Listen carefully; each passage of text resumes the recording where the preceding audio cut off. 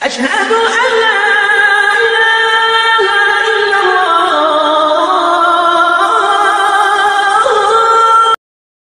আসসালামু আলাইকুম। আসসালামু আলাইকুম। জি মৌলানা সাহেব, আমি ওই আপনার উন্মুক্ত প্রশ্নোত্তর গ্রুপে আমি আপনার জবাবগুলো দিচ্ছিলাম। তো আপনি অনেকগুলো অডিও করলেন, তো যাই হোক আমি শোনার সময় দিলাম না ওই বিষয়গুলো, কারণ হচ্ছে এখন নেট নেই এই মুহূর্তে।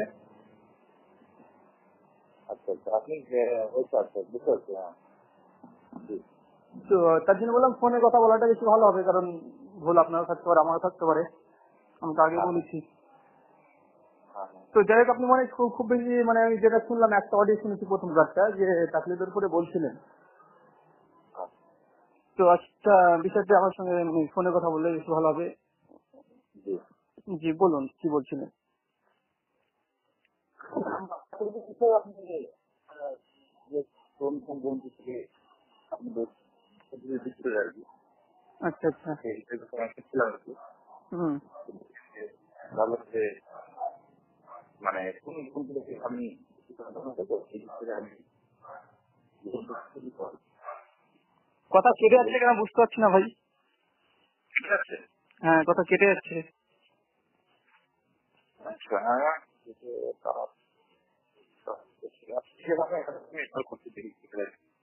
মানে কথা একদম কিছু বোঝা যাচ্ছে না, মানে অর্ধেক কথা কেটে যাচ্ছে। এখন বাস্তবে যাচ্ছে জি মানে ও আচ্ছা, আমার এটা মানে ভোডাফোন নাম্বার, আমার ভোডাফোন নাম্বার, এটা ভোডাফোন নাম্বার। কিন্তু আপনারা তো ভোডাফোন, কিন্তু ভোডাফোন তো নেটওয়ার্ক প্রবলেম হয় না। হ্যাঁ হ্যাঁ হ্যাঁ হ্যাঁ, আসলে আমি একটা এদিকে এখন আপনি এখন কি ক্লিয়ার হচ্ছে না, শুনতে পাচ্ছেন এখন? এখন মোটামুটি স্পষ্ট আসছে। আচ্ছা, তো এখন সেই আর কি সেই দিক থেকে আমি একটু দেখছিলাম আর কি, করছিলাম। আচ্ছা, মানে আপনি মানে আপনার মানে আলিয়া ইউনিভার্সিটিতে আপনি কত বছর আগে পড়েছেন?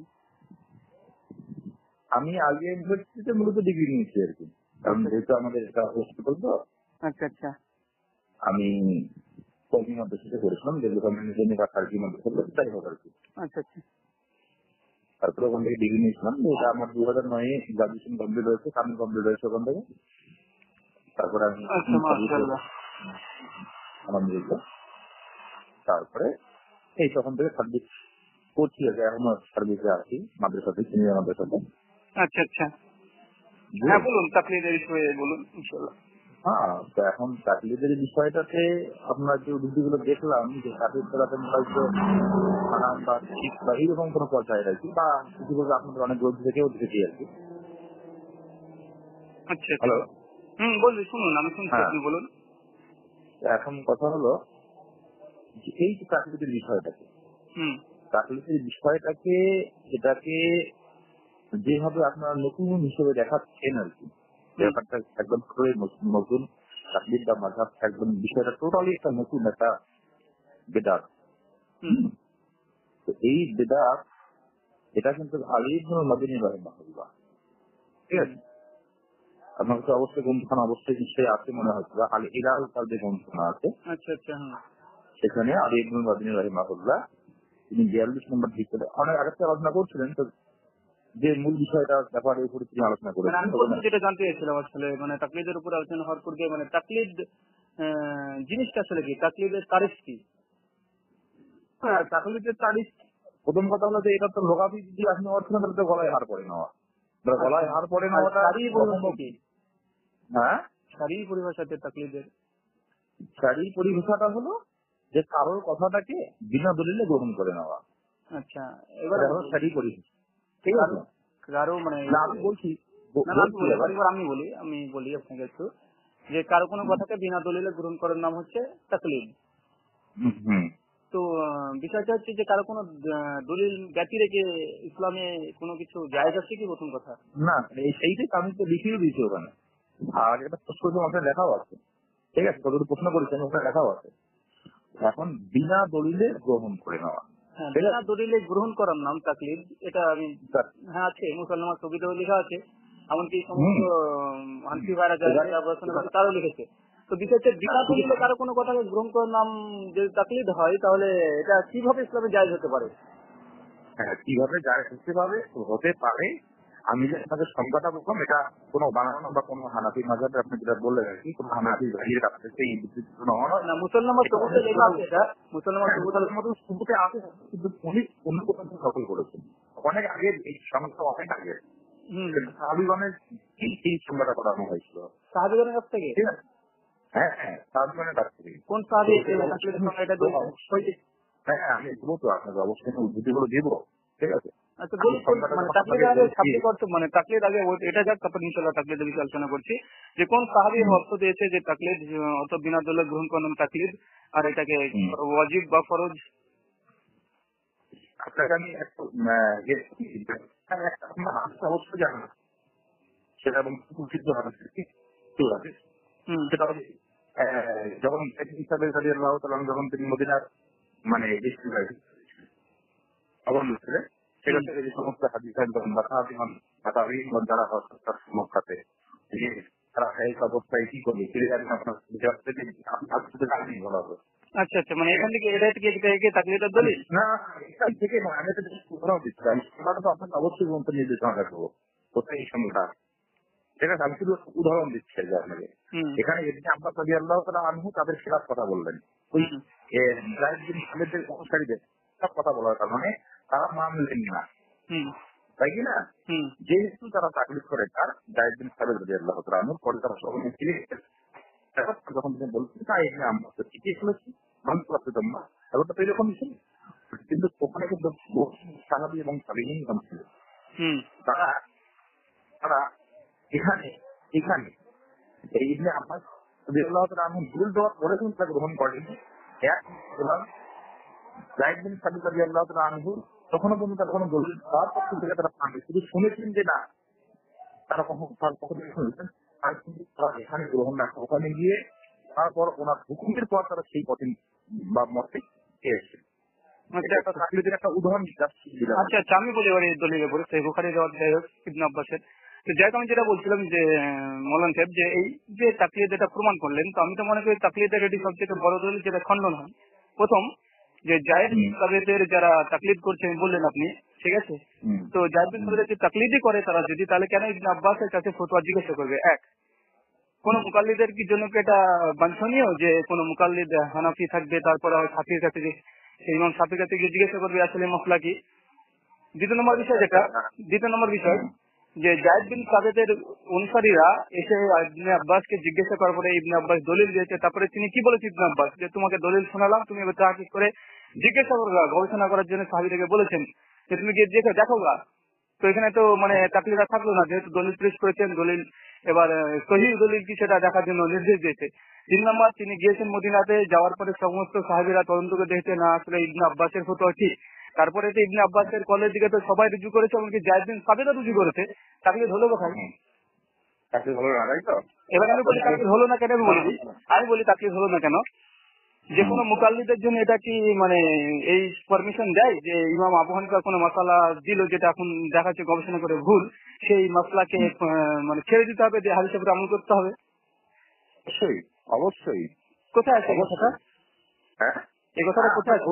আপনাকে আমি পরস্পরভাবে বুঝছিলাম, আপনাকে আমি বলি তার আগে, তাহলে আমি শেষ করে দিই যে এটা যে অনুমতি মাঝহাবি মুকাল্লিদদেরকে দেয় না, তার মূল হচ্ছে দিনের তাকলিদকে শরিয়া হাসিয়ত তাকি উসমানী, জাস্টিস তাকি উসমানীর যে গ্রন্থ, বিখ্যাত গ্রন্থ, তিনি 69 পৃষ্ঠাতে লিখেছেন যে ইমাম মুজতাহিদের খিলাফ যদি কোনো কথা চলে আসে একজন সাধারণ আলিমের জন্য উক্ত হাদিসের উপরে আমল করা জায়েজ নয়। এক, বাংলা বই ইমাম মানব কেন লেখক নাসিরউদ্দিন চাঁদপুরি 39 এবং 40 পৃষ্ঠাতে লিখেছেন যে কোন যদি সহিহ হাদিস চলে আসে সেটা ইমাম আবু হানিফা বা কোনো মুজতাহিদ ইমামের যদি খিলাফ হয়, 4 ইমামের খিলাফ হয়ে যায়, তাহলে সেক্ষেত্রে মুকাল্লিদের জন্য উক্ত সহিহ হাদিসের উপরে আমল করা জায়েজ নয়।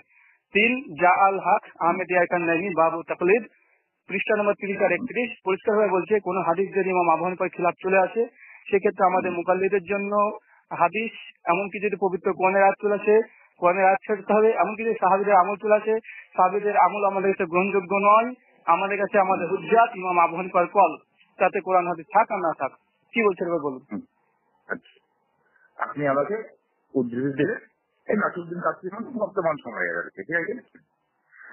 আর এখানে মূলত আপনি যেভাবে উদ্ধৃতিগুলো দিচ্ছিলেন তাতে ব্যাপারটা হলো এটাই, যেমন ভাবেই হোক মাযহাব বা তাকলিদ টোটালি জিজ্ঞাসা করতেই হবে এনি হাউ। আপনি যে উদ্দেশ্য ভাবে আমাকে দিচ্ছিলেন, আমি তো আপনাকে বলছিলাম সেই যুগের গ্রন্থ থেকে, যেটা খৈরুল না না কুতুব। শুনুন ভাই, আমি আপনাকে বলি, শোনেন, আমি বলছি আপনাকে, শোনেন। না না আমি আপনাকে বলি ভাই, এখন যে বর্তমান তাকলিদ বলতে এখন আপনারা কি বোঝেন? ঠিক আছে, আমি আপনাকে একটা দলিল দিয়ে খণ্ডন করে দিচ্ছি, একটা দলিল দিয়ে খণ্ডন করে দিচ্ছি আপনার ওই হাদিস।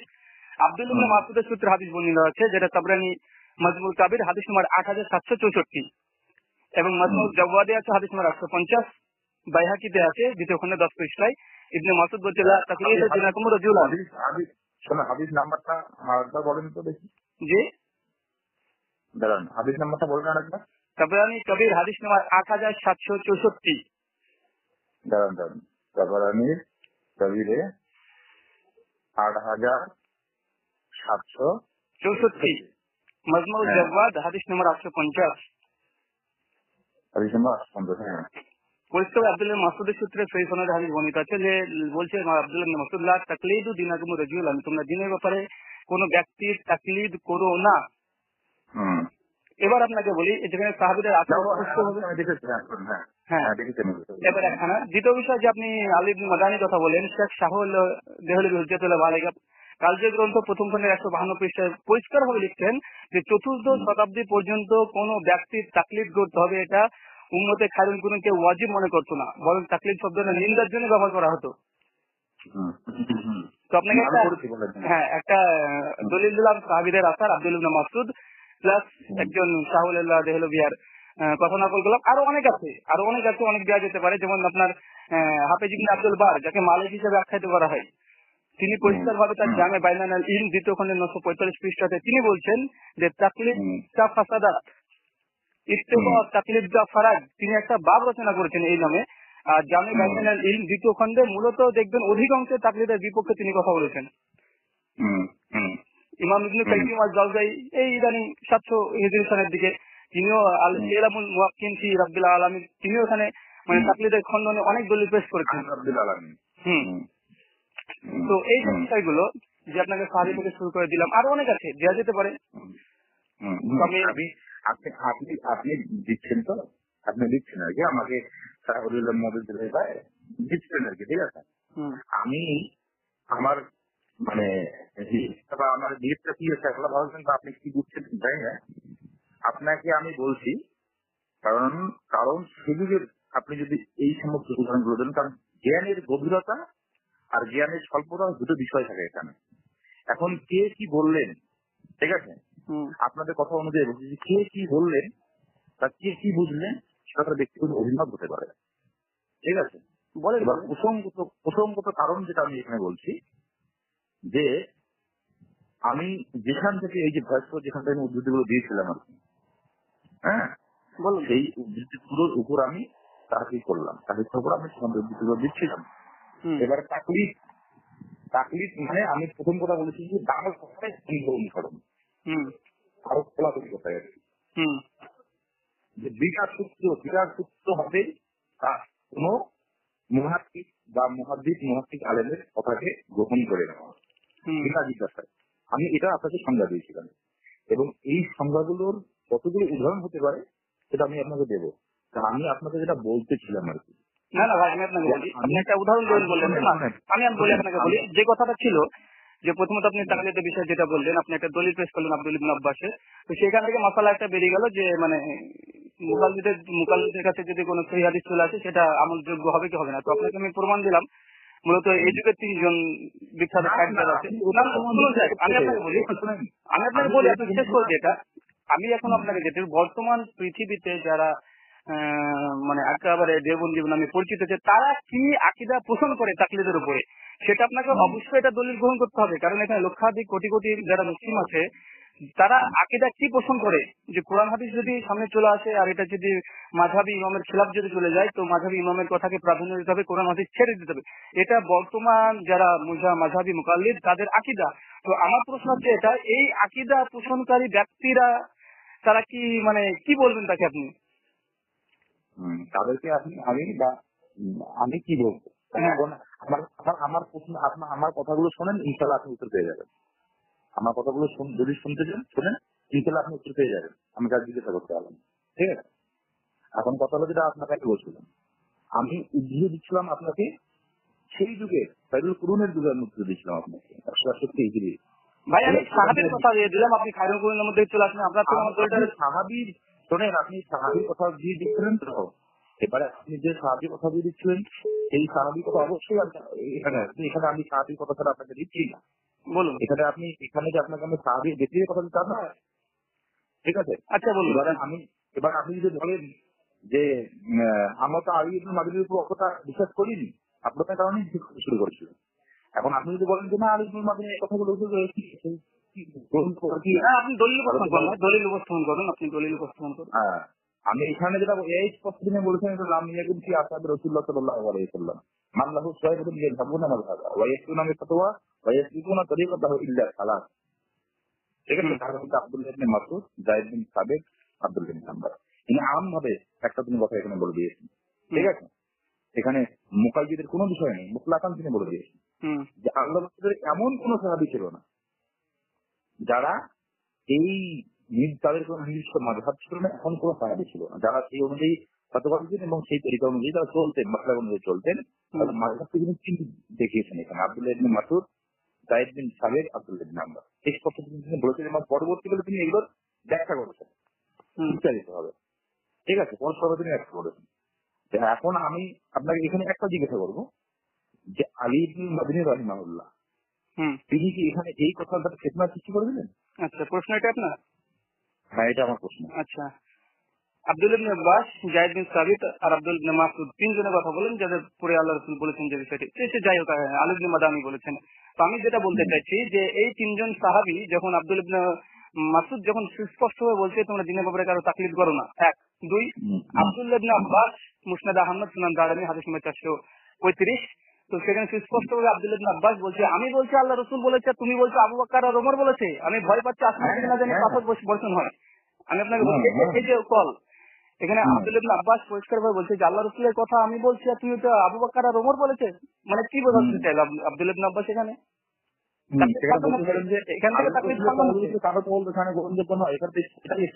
হ্যাঁ, কিন্তু বর্তমান মুকাল্লিদের আকীদা কি? হ্যাঁ, বর্তমান মুকাল্লিদের আকীদাটা আমি বলছি।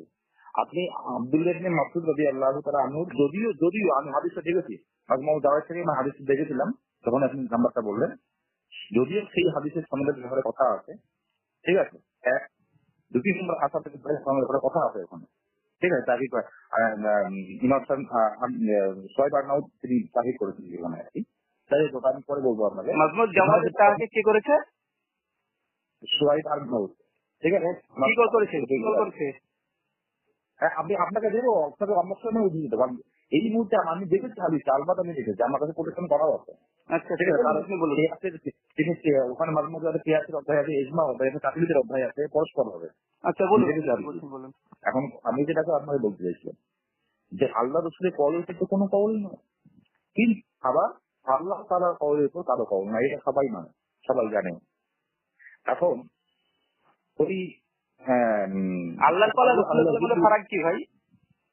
হ্যাঁ, আল্লাহ সুবহানাহু ওয়া তাআলার কল আর যখন শরীয়ত বিষয়ে আল্লাহ রাসূল কোনো কথা বলে তখন ফারাক কি? কি ব্যাপার?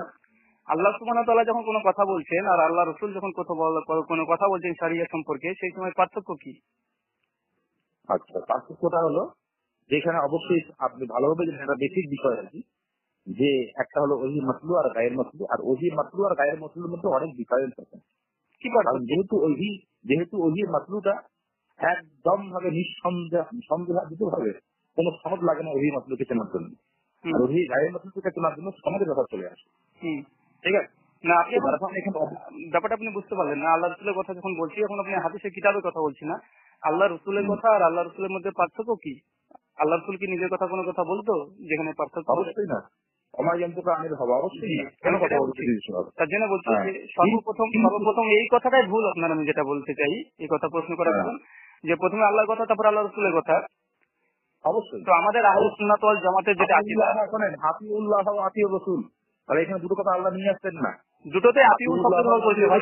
আতিউল্লাহ তা ওখানে তো আতিউ রসুল বলে ছেড়ে দিতে পারতেন না। ভাই আতিউ শব্দ দুটোতে ব্যবহার করেছে, তার মানে আল্লাহ সুবহানাহু ওয়া তাআলা ফারাক করেন, কিন্তু উলিল আমরের কাছে দেখেন ফারাক করে দিয়েছে। ওটা তো মুতলাক। হ্যাঁ আমি সেটা বলছি, তার মানে দেখেন আল্লাহ সুবহানাহু ওয়া তাআলার জন্য আতিউ শব্দ ব্যবহার করছে, আল্লাহ রাসূলের জন্য আতিউ শব্দ ব্যবহার করছে, কিন্তু উলিল আমরের কাছে কি আল্লাহ সুবহানাহু ওয়া তাআলা একবারে ছেড়ে দিল আর এক শব্দ ব্যবহার করলো, তার মানে দুটো শব্দের মধ্যে কোনো পার্থক্য নেই। আর এটাই আমাদের আকীদা, যেটা যে আল্লাহ সুবহানাহু ওয়া তাআলা যে কথা বলেন, রাসূল সাল্লাল্লাহু আলাইহি ওয়াসাল্লাম যে কথা বলেন, সেটার মধ্যে ফারাক, যেটা আপনি বলতে চাইছেন যে প্রথমে আল্লাহ সুবহানাহু ওয়া তাআলার কথার পরে কোনো কথা নাই, তারপরে রাসূলের কথার পরে কোনো কথা নেই। তো আসলে রাসূল সাল্লাল্লাহু আলাইহি ওয়াসাল্লাম কোনো কথাই আসলে নিজের কথা না, সব আল্লাহর কথা। যেমন অবশ্যই তার জ্বলন্ত উদাহরণ যে হাদিসে কুদসি। হ্যাঁ হ্যাঁ হ্যাঁ অবশ্যই। তাহলে হাদিসে কুদসি বা এ নিয়ে মুসনাদ হাদিস এগুলো পার্থক্য আবার কি জন্য হবে তাহলে বলেন? জি হাদিসে কুদসি বা মুসনাদ সহিহ বা জামে বিভিন্ন যে হাদিসের সংজ্ঞাগুলো আসলো, ঠিক আছে, হাদিসে কুদসিটাকে আলাদাভাবে দেখা হয়, ঠিক আছে, হাদিসে কুদসির উপর অন্য হাদিসকে প্রাধান্য দেওয়া হয় না যদি কোনো দলিল ক্ষেত্র হয়, তাহলে সেখানে আবার এই পার্থক্যগুলো কি জন্য আসলো? যদি পার্থক্য নাই থাকে, না না, আল্লাহ রাসূলের কথা আমি আপনাকে বলি যে আল্লাহ রাসূলের কথা, যেমন যে 5 ওয়াক্ত সালাত ফরজ করা হয়েছে, এটা হাদিসে কুদসি না হাদিসে কুদসি না? হাদিসে কুদসি যে আল্লাহ রাসূল সঙ্গে সঙ্গে বলছে যে আমাকে 5 ওয়াক্ত সালাত ফরজ করা হয়েছে। তো এই ধরনের হাদিস আর অন্যান্য হুকুমের হাদিস, যেমন আপনার রজমের হাদিস, রজম করতে হবে, এটা কি হাদিসে কুদসি না আম হাদিস? হাদিসে কুদসি রজমের হাদিস। রজমের হাদিস হলো আপনার মুসনাদ হাদিস। আচ্ছা সেটা বলছি, তাহলে ওখানে যেহেতু পবিত্র কোরআনে বলছে জেনাকারী নারী হোক জেনাকারী পুরুষ হোক নূর আর নিসাতে পরিষ্কার ভাবে বলছে তাদের 100 বেত্রাঘাত মারা তার ঘরে বন্ধ করে রাখো, কিন্তু আল্লাহ রাসূল কোরআনের দিকেও এদিকে ফাইসালার দিকে নিয়ে দেখেন হাদিসে এটি সম্পূর্ণ পাল্টে দিয়েছে যে বিবাহিত অবিবাহিত সব ভাগ করে দিয়েছে এখানে। এবার এখানে কত পরিমাণ আপনি সন্দেহ করতে পারবেন? কিছু সুন্দর মানে এই হাদিসের পরে এই হাদিসের উপর কেন সন্দেহ হবে? দেখুন আমি সেটা বোঝাতে চাইছি, আপনি তো বিষয়টাকে আমি বলছিলাম যে হাদিসে কুদসি যখন দাঁড়িয়ে যাবে শরীয়তের দলিল হিসাবে। না না, আমি আপনাকে শুধু একটা কথা রদ করলাম, আমি অন্য কোনো কথা রদ করিনি, অন্য কোনো কথাকে রদ করিনি, আমি একটা কথা রদ করলাম যে আল্লাহ রাসূলের কথা, ওই কথাটাকে আপনাকে বোঝাতে চাইলাম যে এখানে মূলত দুটো ওহির গুরুত্ব দিক থেকে, বিশেষ করে শরীয়তের যখন গুরুত্ব আছে দুটাই সমপর্যায়ে শরীয়তের গুরুত্বের দিক থেকে, ঠিক আছে, এটা আমাদের আকীদা যে যেগুলো সহিহ বলে সাব্যস্ত হয় যে হাদিস আর পবিত্র কোরআনের দুটোর গুরুত্ব যখন সহি কোনো মাসালা বের করবো দুটোই সমান মর্যাদা পাবে, 19-20 না। আচ্ছা, তাহলে আল্লাহ রসুলের হাদিসের কওল দ্বারা ওয়াজিব সাব্যস্ত হয়, আর সরাসরি কোরআনের আল্লাহ রসুলের হুকুম দ্বারা ফরজ সাব্যস্ত হয়, তাহলে ফরজ আর ওয়াজিবের মধ্যে পার্থক্যটা কি? আল্লাহ রসুলের কথা যদি একই যদি হয় তাহলে তো আল্লাহ রসুলের কথাও তো ফরজ হয়ে যায়। আচ্ছা, আল্লাহ রসুলের কথা কি ফরজ হয়নি? হ্যাঁ, আল্লাহ রসুলের কথায় ফরজ হয়নি বিধান? খুব সামান্য হয়েছে এবং সেটা প্রেক্ষাপট আলাদা। যাই হোক, আপনাকে না না বিধানের কথা বলছি না, আমি আমমান ভাবে বলছি না না, আল্লাহর সমস্ত কথা কি ফরজ বলে বিধান হয়েছে? আল্লাহ পবিত্র কোরআনে যত আয়াত সবগুলো কি ফরজ বিধান করেছে? আল্লাহ যতগুলোই আল্লাহ যেখানে হুকুম করেছেন আমার করেছেন প্রত্যেকটা কথাই আল্লাহ ফরজ হিসেবে সাব্যস্ত হয়েছে। ফাসাল্লি লিরাব্বিকা ওয়ানহার, এটার ব্যাখ্যাকে আপনারা কি বলেছেন? এটা কি কুরবানি ওয়াজিব না ফরজ না কি বলেছেন? ফাসাল্লি লিরাব্বিকা ওয়ানহার, এখানে নামাজ আর হলো আপনার এই ওয়ান হারের ব্যাখ্যা আপনি জালিল তাবারিতে আমি সেটা না, কুরবানি আপনাদের কাছে ওয়াজিব না ফরজ নাকি? আমি ওইটাই তো বলছি যে এখানে 3টা কাউল হয়েছে, ওয়ান হার শব্দের 3টা কাউল হয়েছে। যখন আল্লাহ রসুলের যদি দেখা যান দলিল তাবারি তাফসীর তাবারিতে আপনি দেখে নেবেন 3টা কাউল হয়েছে। একটা মত হলো যে এটা যদি শুধুমাত্র আল্লাহ রসুলের জন্য হয় সেটা হবে, কারণ সম্মান ভাবে যেহেতু ওই হাদিস ওই ইয়ের ব্যাখ্যা করছে আল্লাহ রসুল সাল্লাম, তিনি অনেক হাদিস নিয়েছেন সেখানে তার ব্যাখ্যা করেছেন, সেখানে সেই ব্যাখ্যা অনুযায়ী আম্মান ভাবে উম্মতে মুহাম্মাদের জন্য সেটা হবে ওয়াজিব। না ভাই, আমি বলছি আপনি যে কথা করে দাঁড়িয়েছেন সেটা দাঁড়িয়ে আমি আপনাকে তাফসীর থেকে আমি আপনাকে বলি, আপনাকে একটা উদাহরণ দিলাম জাস্ট, যে এখানে আল্লাহ সুবহানাহু ওয়া তাআলা আপনি উদাহরণ দিলেন, আমি উদাহরণ আল্লাহ সুবহানাহু ওয়া তাআলা যখন রাসূল সাল্লাল্লাহু আলাইহি ওয়াসাল্লামকে যখন কোনো কথা বলছে তার মানে শুধু রাসূলের জন্য এটা বলছে, উম্মতের জন্য নয়। আরে বাবা, এটা আমি আপনাকে বললাম আমি বললাম 3টা কাউল। এই কলটা যেটা নিয়েছে সেটা মুহাদ্দিসগণ তাদের নিজের বিবেক বুদ্ধি প্রসূত তারা লিখেছে, ঠিক আছে, ইস্তেমবাদ করেছে, ইজতিহাদ করেছে। 2 নম্বর আরেকটা কথা বলি যে আল্লাহ রাসূল সাল্লাল্লাহু আলাইহি ওয়াসাল্লাম সহিহ বুখারী জাকাতুল ফিতর অধ্যায় হাদিস নম্বর 1503 সুস্পষ্টভাবে বলছে যে তোমাদের উপরে জাকাতুল ফিতরকে ফরজ করা হলো দাস দাসী ধনী দরিদ্র সকলের জন্য। তো আল্লাহ রাসূল তো ফরজ করছে।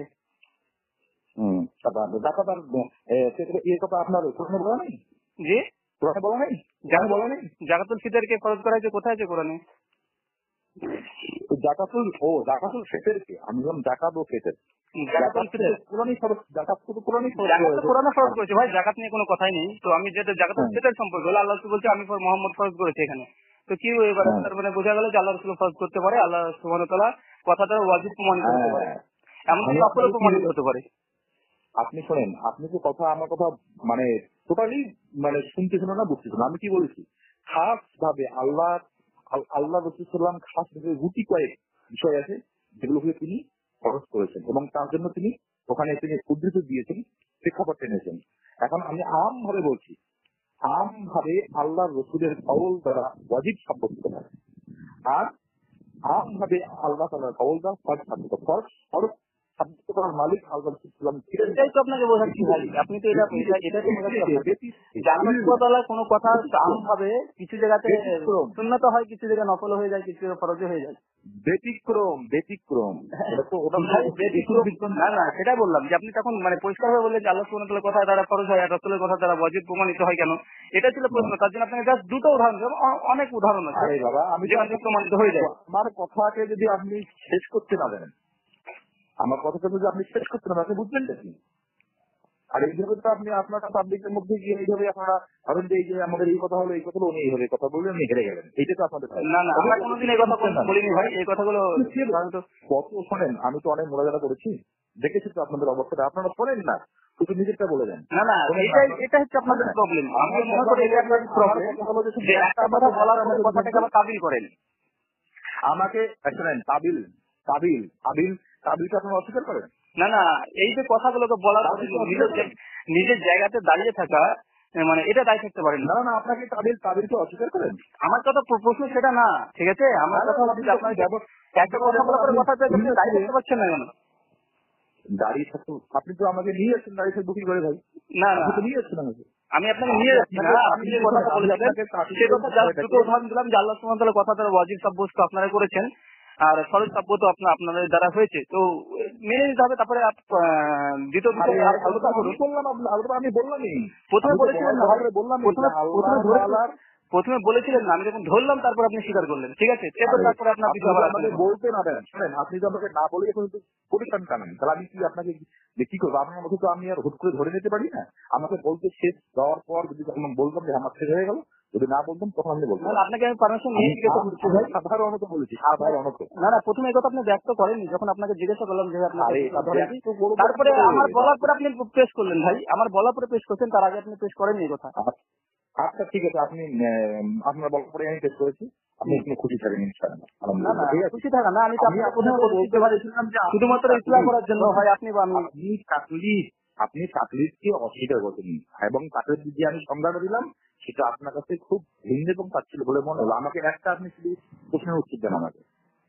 ধরে নিলাম হাজার আসকালানি রহমাতুল্লাহ যে রাবির ব্যাপারে আপনি উদ্ধৃতি দিয়েছেন, তাকে তাহজিব থেকে বা বিভিন্ন গ্রন্থ থেকে, আসমাউল কালাম থেকে, যেটা থেকে আপনি যে উদ্ধৃতি দিয়েছিলেন ইবনে হাজার আসকালানি রহমাতুল্লাহ, তিনি সেখানে লিখেছেন কলা ইবন বা কলা আবু দাউদ বা কলা ইমাম বুখারী, যেই হোক, ঠিক আছে?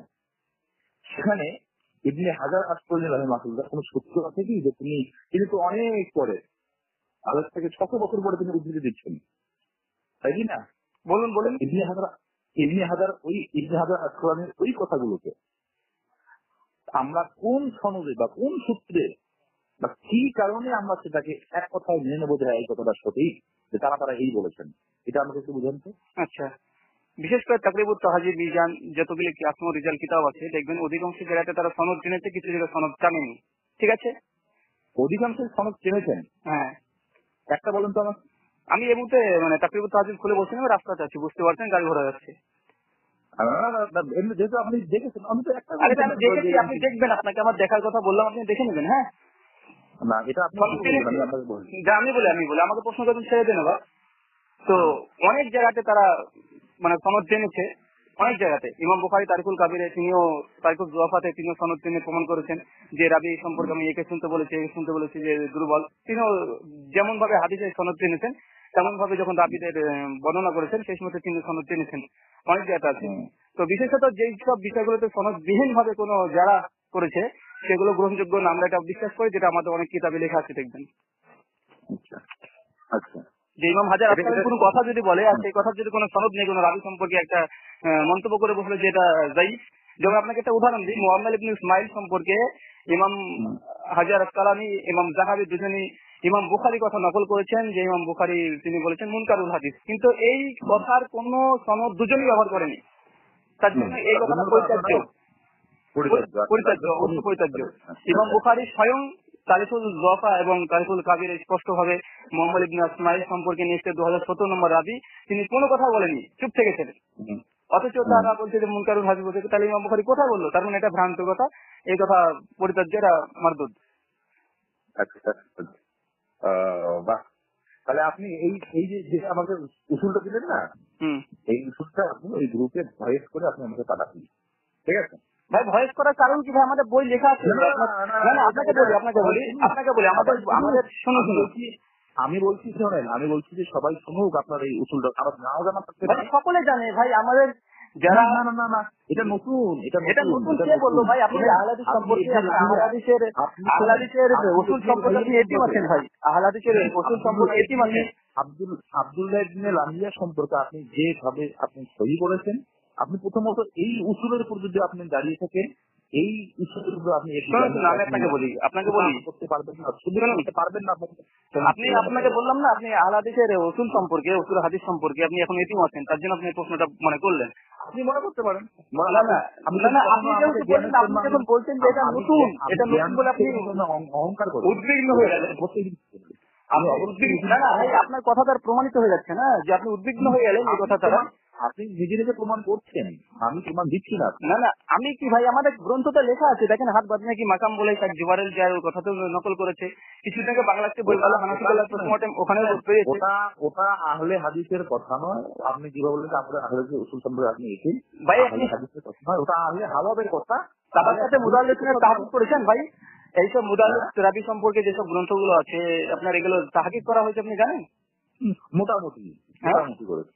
হ্যাঁ, যাই হোক, মোটামুটি করেছে। হ্যাঁ, মোটামুটি করেছে। দেখবেন অধিকাংশ, দেখবেন বেশ কিছু দেখবেন আসমার রিজালকে তাহকিক করা হয়েছে।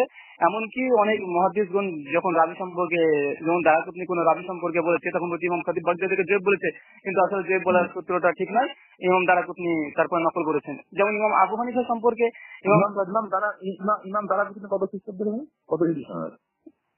ইমাম দারাকুতনি আবার 250 পরে 300, ইমাম দারাকুতনি 250 পরে 300। আচ্ছা, জি বলেন। তো ইমাম দারাকুতনি যেমন আপনার ইমাম দারাকুতনি পরে হবে, আরো পরে হবে, অনেক পরে, 400 পরে, 400 পরে। 400 তো আপনার ইমাম বাইহাকি, দারাকুতনি আরো অনেক পরে। না না, 400 সালের দিকে হবে। ইমাম দারাকুতনি, আবু খাতিব বাগদাদি, এরা সব বাগদাদি অনেক পরে দারাকুতনি। বলেন আপনি, এক জামানা, সব এক জামানার 400 হিজরি সনের দিকে। আচ্ছা ভাই, আমাকে একটা মনে দিলেন তো, যে প্রথম যে রেজাল্টের গ্রন্থখানা আর কি, প্রথম যে রেজাল্টের গ্রন্থখানা লেখা হয়েছিল সেটা মানে কোন গ্রন্থখানা বলেন তো? প্রথম যে গ্রন্থ রচনা করেছে রেজাল্ট কাছে রয়েছে আপনার ইমাম বুখারী, ইমাম নাসাই। আচ্ছা, ইমাম বুখারী, ইমাম নাসাই। ইমাম বুখারী তো তারিখুল কাবির নাকি? তারিখুল কাবির আছে, তারিখুল জফা আছে, তারিখুল জফা, ইমাম নাসাই জফা আছে। আপনি তারিখুল কাবিরটা সামনে খুলে রেখে আপনি আমাকে লিস্ট করে দেবেন, আপনি যদি অনেক কথা হত্যা করলেন, ঠিক আছে? আপনাকে আমি কল ব্যাক করবো এবং তারিখুল কাবির থেকে ঠিক আছে কিছু উদ্ধৃতি আমাকে দেখাই দিবেন, ঠিক আছে? প্রত্যেকটা অধিকাংশ ক্ষেত্রে যেহেতু তারা সাউন্ড রিলেশন রেজাল্টের সাথে আর কি, আমি সঙ্গে কথা বলছি, অমুক থেকে অমুক থেকে অমুক থেকে ভাই, ঠিক আছে? এইভাবে ইমাম বুখারী, আপনার এখানে একটা জবাব আপনাকে দিয়ে দিই। আপনি প্রশ্ন তো আপনি করেছেন এর আগে, যাই হোক প্রশ্ন আবার রিপিট করছেন। তো আপনাকে একটা প্রশ্ন করি, যে বর্তমান তাকলিদে শাখসিয়াত, তাকলিদে মুতলাক, যখন আমরা আপনার রিজাল্ট গ্রন্থ সাহায্য নিচ্ছি, তখন কি তাকলিদে শাখসি করছেন না তাকলিদে মুতলাক করছেন? প্রথম তাকলিদ, এগুলো তাকলিদে মুতলাক হয়ে যাচ্ছে। হ্যাঁ, মুতলাকের তাকলিদ কি জায়েজ না জায়েজ? আচ্ছা আচ্ছা, তার মানে তাকলিদ করেন আর কি? না না, আপনি বলুন ভাই, আপনিও গায়ের মুকাল্লিদ, আপনাকে প্রমাণ করে দেবো। আপনারা ইসলামের সবচেয়ে মূল জায়গাতে, ভাই আপনাকে বলি, শুনুন, আমরা কেন গায়ের মুকাল্লিদ? জি আপনারা আপনাকে আমি শুনুন ভাই, আমি শেষ করে দিই, কথা শেষ করি এখন শেষ করিনি, আপনাকে এখনো শেষ করিনি আমি। যে তাকলিদে মুতলাকান জায়েজ কি জায়েজ না, পরিষ্কার করে হারাম লিখেছে, তাকলিদে মুতলাকান এটা হারাম বর্তমান পরিস্থিতিতে। ঠিক আছে। দ্বিতীয় নম্বর কথা, যে যে গায়ের মুকাল্লিদের কথা বলছেন, আমি আপনাকে প্রথমে একটা প্রশ্ন করবো, এখানে আপনি উত্তর দেবেন যে আকীদাগত বিষয়ে যারা হানাফি দাবি করছে তারা কার তাকলিদ করে? ইমাম আবু হানিফার তাকলিদ করে? আকীদাগত বিষয়ে কার তাকলিদ করা হয় হানাফি মাযহাবে? আকীদাগত বিষয়ে তো তাকলিদের কোনো বিষয় নেই। কেন কোনো বিষয় নাই? আকীদার মেন বিষয় একদম যেটা জাত এবং সিফাত, ঠিক আছে, জাতি এবং সিফাতের ক্ষেত্রে এখানে তাকলিদের কোনো বিষয় নেই। এবং এই কথাটা শোনার আগে আমার, আপনি সেগুলো একবারটা হয়তো পড়েননি। হ্যাঁ, সেখানে স্পষ্ট বলা আছে আল্লাহ তাআলার জাত সিফাতের সঙ্গে কোনো তাকলিদের বিষয় নেই, যেহেতু ওটা স্পষ্ট কোরআনের মধ্যে স্পষ্ট করে দেওয়া আছে। এখন তাকলিদের বিষয় হলো সেটাই যেটা তাহকিকি মাসলা, আকীদার ক্ষেত্রে, সেক্ষেত্রে যেমন আপনাকে আমি উদাহরণস্বরূপ একটা বলি, যেমন ফাতহুল বারী, ইমাম হাজার আসকালানি ফাতহুল বারী, সেখানে হাদিসের যে ব্যাখ্যাগুলো করেছেন আকীদার বিষয়ে, হাদিসগুলো ইমাম হাজার আসকালানি রাহিমাহুল্লাহ, ঠিক আছে, সেখানে একটাতেও আপনি যে মুতলাকের ব্যাপারগুলো আপনি বলছেন, মুতলাক আর হলো আপনার সাক্ষিয়া, ইবনে হাজার আসকালানি ফাতহুল বারীটা আগে বলেন যে সেই গ্রন্থখানা গ্রহণযোগ্য হয় কিনা, বলেন একটু বলেন তো দেখি। সে অবশ্যই এটা আহলে সুন্নাত ওয়াল জামাতের সকলে এটা হুজ্জত হিসেবে ব্যবহার করে, তাই না? জি। সেখানে আপনাকে আমি একটা যে ফাতহুল বারী, ঠিক আছে, সেটা হলো আপনার 13 নম্বর খন্ডে ইমাম হাজার আসকালানি রাহিমাহুল্লাহ তিনি আল্লাহ জাত সিফাত সম্পর্কে অনেকগুলো তিনি এখানে উদ্ধৃতি দিয়েছেন, ঠিক আছে। উদ্ধৃতি দিয়েছেন তিনি আল্লাহ জাত সিফাতের ব্যাপারে। আপনাকে আমি বলে দিচ্ছি হাদিস নাম্বারটা। হ্যাঁ, হাদিস নাম্বারটা আপনাকে আমি বলতে, হাদিস নাম্বার হলো 7428, 18 থেকে 28 পর্যন্ত আর কি। এই হাদিসে তিনি এখানে তার্কিক করেছেন বা ব্যাখ্যা করেছেন। সেখানে আপনি আমাকে আগে দেখাবেন যে তিনি কখনো বলেছেন সুফিয়ান সাবরি বলেছেন, কখনো বলেছেন সুবহা বলেছেন, কখনো বলেছেন আম্মার বিন যায়েদ বলেছেন, বিভিন্ন ক্ষেত্রে তিনি বলেছেন, কিন্তু এখানে এক জায়গাতে কোথাও সনদ নেই। আমি যে বিষয়টা বললাম, কোথায় চলে গেলেন ভাই আপনি? না, আমি অবশ্যই তাকলিদ এখানে আছে, তাহলে তো আমি এই জন্যই তো এখানে আছি। আমি ভূমিকা ছাড়া নিয়ে আপনি সরাসরি বলুন না ভাই, এত ভূমিকা ফোনে, এত ভূমিকা এটা কি বিষয়, কি ভূমিকা ছাড়া বলার বিষয় নাকি? না না, আপনাকে আমি জাস্ট জিজ্ঞাসা করেছি একটি প্রশ্ন, আপনাকে আমি ওটা জিজ্ঞাসা করিনি। আকীদাগত বিষয় যেমন আমি আপনাকে বলি, জাল হাকে পরিষ্কারভাবে প্লাস ইমাম মানবো কেন, এইসব বইগুলো যে লেখা হয়েছে পরিষ্কারভাবে ইসলামী শরীয়তকে 3টে ভাগে ভাগ করেছে। প্রথমত ভাগ যে একটা আকাইদ, একটা বৃহৎ অংশ একটা ইসলামের। দ্বিতীয় অংশ যেগুলো সরাসরি পবিত্র কোরআন হাদিস থেকে সাধারণ মানুষে পড়লে বুঝতে পারবে যেগুলো হালাল কি হারাম, যেমন মদ খাওয়া, জেনা করা, হাবিজাবি। তারপরে 3 নম্বর ভাগ রয়েছে যে কিছু ইজতিহাদ করে কিছু মাসলা বের করা বিষয়। তো ইসলামের তার মধ্যে 100 ভাগের মধ্যে প্রথম 33 ভাগের পরে আপনারা মুকাল্লিদ নন, গায়র মুকাল্লিদ, মানে আকীদা বিষয়ে। 2 নম্বর বিষয় যে হালাল হারাম বিষয়ে পবিত্র কোরআন হাদিস থেকে যেগুলো সাবিত আছে স্পষ্ট হবে, সেগুলো আরো 33 ভাগ ধরে নেন, তাহলে 66 ভাগ হয়ে গেল। আর মাত্র থাকলো 33 ভাগ। 33 ভাগের পুরো তাকলিদ বলছেন 1 নম্বর। 2 নম্বর, এখানে 33 ভাগের মধ্যেও আবার ইমাম আবু হানিফার ফতোয়া মাত্র 1/3 ভাগ মানা হয় হানাফি মাযহাবে। বাকি ইমাম ইউসুফ, ইমাম মোহাম্মদ, ইমাম জুফার, আরো বাগেরা বাগেরা আরো 40 জনের বোর্ড ছিল, 40 জনের মানা। ইমাম আবু ইউসুফ, ইমাম মোহাম্মদ ওনারা কারা ছিলেন? না না, আমি আপনাকে বলি, আপনাকে শেষ করে দিয়ে আগে, মানে 33 ভাগ চলে গেল, 33 ইসলামের 33 66 ভাগ চলে গেল, থাকলো 33 ভাগ। তার মধ্যে ইমাম আবু হানিফার মাত্র 11% ফতোয়া মানা হয় হানাফি মাযহাবে। আপনি মনে করছেন? আমি মনে করছি না, আপনাকে ওটাও জবাব দিচ্ছি। ইমাম ইউসুফ মোহাম্মদের জবাব দিচ্ছে আপনাকে, আপনি একটু ধৈর্য ধরুন। তো মাত্র 11 ভাগ ইমাম আবু হানিফার ইজতিহাদি ফতোয়া মানা হয়। তারপরে আরো 4 জন বা 40 জন ছাত্র আছে, তাদের ফতোয়া মানা হয় কত? আর 22, তাই না? তো আমি এখানে বলছি মাত্র 11% আপনারা ইমাম আবু হানিফা তাকলিদ করছেন। আর ধরেন 4 ইমামকে, মানে 40 জনকে ভাগ করেন ইমাম আবু হানিফার ছাত্রকে, যে ভাগ করে বাকি 22, মানে আরো অর্ধেক করে আপনারা এখানে তাকলিদ করছেন। কিভাবে আপনারা নিজেকে হানাফি দাবি করেন আমার এটা তো বোঝা যায় না ভাই। ওই তো ভালোই তো ভাগ করেছেন, মানে তাকলিদ করি আমরা, আর আমাদের মনের খবরটাকে, মনের অবস্থাটাকে আপনারা ভাগ করে ভাই আমি ভাগ করিনি ভাই, আপনাদেরকে প্রথমে আমি বইয়ের রেফারেন্স দিয়েছি ভাই।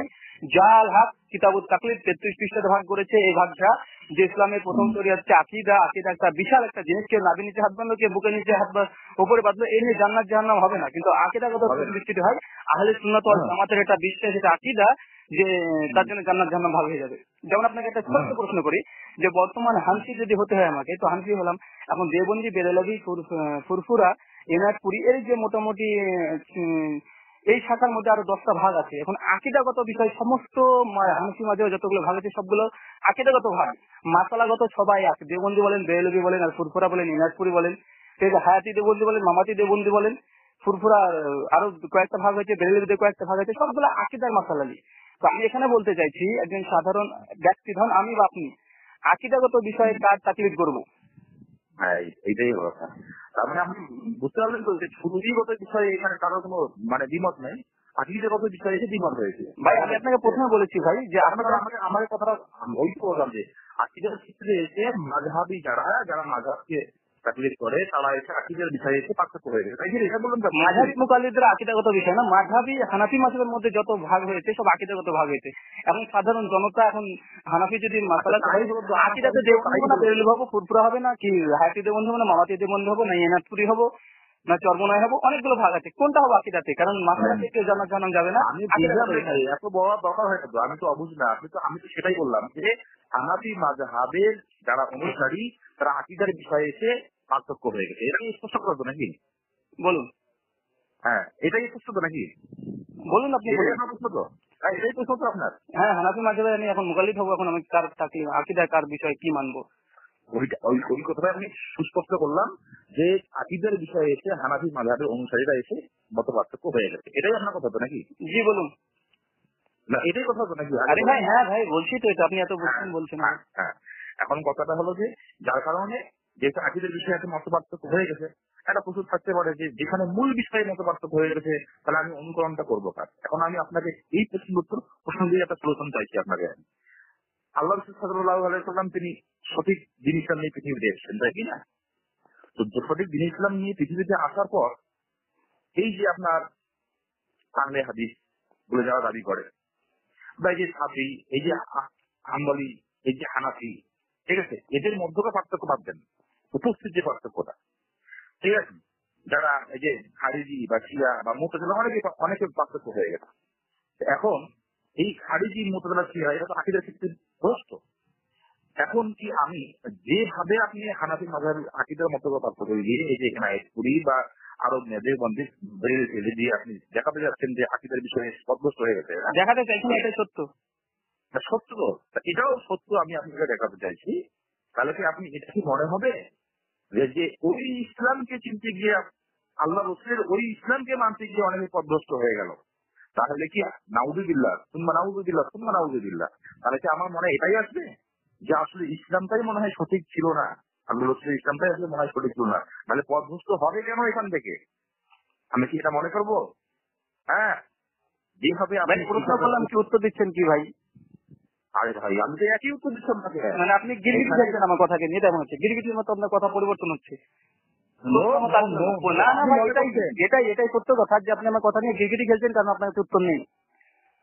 কেন কেন না, আপনার তো উত্তর নেই, আপনার তো উত্তর নেই। উত্তরটা, প্রথম কথা হলো উত্তরটা হলো এখানেই, যারা স্পষ্ট সহি আকীদার উপর আছে তাদেরটাই সঠিক আছে। দিনের ব্যাপারে যারা স্পষ্ট সহি আকীদার উপরে আছে তারাই সঠিক। আমার কথা সেটা ছিল না, আমার কথা ছিল মাত্র যারা মুকাল্লিদ হিসেবে দাবি করছে, হানাফি বলে দাবি করছে, যারা হানাফি বলে দাবি করছে, মুকাল্লিদ বলে দাবি করছে, প্লাস তাকলিদে ওয়াজিব কেউ কেউ ফরজে বলছে। এমনকি শেখ শাহুল দেহলভীর হুজ্জাতুল বালিগার যে সারা লিখে সাইয়্যিদ আহমদ পালানপুরি রহমতুল্লাহি ওয়াসিয়া 740 থেকে 745 দ্বিতীয় খণ্ডে আলোচনা করতে পুরো এই 5 পৃষ্ঠাতে তিনি লিখছেন যে 4টে মাযহাব মানা ওয়াজিব, আর যারা এই 4টে মাযহাব মানে না তারা দুজকি, তারা জাহান্নামী। আর জামাত ইসলাম যেহেতু এই 4টে মাযহাবের কোন একটি মাযহাব মানে মাযহাবকে মানতে হবে বিশ্বাস করে, কিন্তু তারা তাকলিদ করে না, সেজন্য এরা গুমরাহ। তো বিষয় হচ্ছে যারা এইসব ফতোয়া দিচ্ছে যে 4টে মাযহাব মানা ওয়াজিব, যারা মানে না তারা জাহান্নামী, তারা দুজকি, আমি সেখানে বলতে চাইছি আপনাকে, যেখানে হানফি মাযহাবে মাত্র ইমাম আবু হানিফাকে 11% মানা হয়, তারপরে তারা অধিকাংশ মোটামুটি 92 জায়গাতে তারা গায়ের মুকাল্লিদ, 92 জায়গাতে গায়ের মুকাল্লিদ হয়ে মাত্র 8% ইমাম আবু হানিফার তাকলিদকে মানে করছে। তাও কতটা করছে আল্লাহ সুবহানাহু ওয়া তাআলা ভালো জানেন, কারণ ইমাম আবু হানিফার সূত্রে তো কোনো ফতোয়া বর্ণিত হয়নি।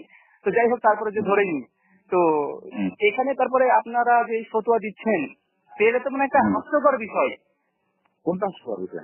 এই যে ইমাম আবু হানিফাকে মাত্র আপনি 8% মানছেন, তারপরে আপনারা মানে ফতোয়া দিচ্ছেন।